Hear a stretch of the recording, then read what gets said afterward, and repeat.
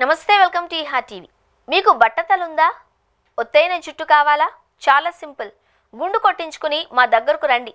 Registration కింద 700 కట్టి తలకు నూనె రాసినందుకు 600 కట్టేస్తే చాలు. ఇలా 2 వారాలకు ఒకసారి మొత్తం 3 నెలలు మేమిచ్చే మూలికల తైలం రాస్తే చాలు. జుట్టుతో మీ తల మిలమిలా మెరిసిపోతుంది. ఇలా ఎవరైనా చెబితే అనుమానం రాకుండా ఉంటుందా? బట్టతల ఉన్నోడికి ఒత్తైన జుట్టు కోసం కేవలం 6 సార్లు తైలం రాస్తే భారీగా జుట్టు వచ్చేసే మ్యాజిక్ ఉంటే ప్రపంచవ్యాప్తంగా జనాలు ఎగబడిపోరా? జనాల ఆశను సొమ్ము చేసుకోవడానికి ఢిల్లీకి చెందిన సల్మాన్ ఢిల్లీవాలా చెప్పే తప్పుడు మాటలకు వేలాది మంది మోసపోతూ ఉంటారు.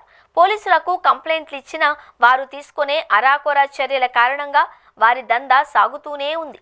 తాజాగా హైదరాబాద్ పాత బస్తీలోని కులీ కుతుబ్ షాహీ స్టేడియంలో బట్టతల మీద జుట్టు మొలిపిస్తాను అంటూ అందుకు తగ్గ వైద్యం తన దగ్గర ఉంది అంటూ సోషల్ మీడియాలో భారీగా ప్రచారం చేశారు. దీంతో స్టేడియం వద్దకు వేలాదిగా జనాలు పోటెత్తారు.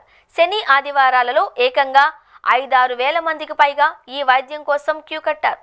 ప్రజల నుండి వస్తున్న స్పందనకు తగ్గట్లే పురుషులకు, మహిళలకు వేర్వేరుగా కౌంటర్లు ఏర్పాటు చేశారు.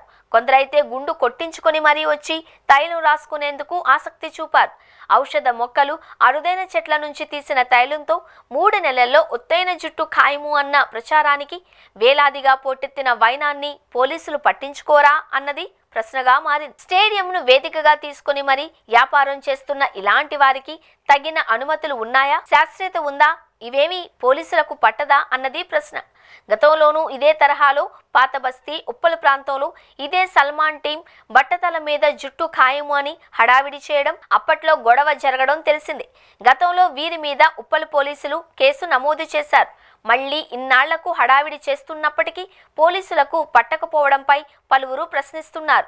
వేలాది మంది స్టేడియం వద్ద 2 రోజులు సందడి చేస్తూ ఉన్నా తమకు ఎలాంటి సమాచారం లేదు అని పోలీసులు పేర్కొనడం గమనార్హం.